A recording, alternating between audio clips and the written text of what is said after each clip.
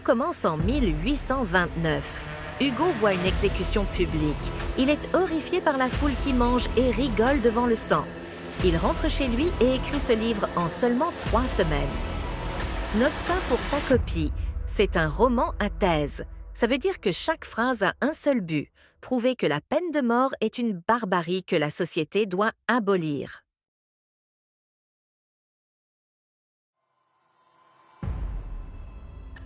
L'astuce de génie d'Hugo, c'est l'anonymat. On ne sait pas qui est cet homme. Pourquoi? Parce que si on savait qu'il a tué un enfant ou un vieillard, on ne l'écouterait plus.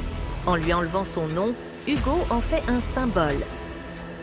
Ce n'est pas un criminel qu'on regarde, c'est l'homme face à la mort. C'est ce qu'on appelle l'universalité. C'est cet argument qui te fera gagner des points en dissertation sur le parcours individu, morale et société.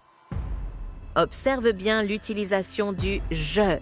Ce n'est pas une biographie, c'est un monologue intérieur. Le but? Te forcer à entrer dans son crâne.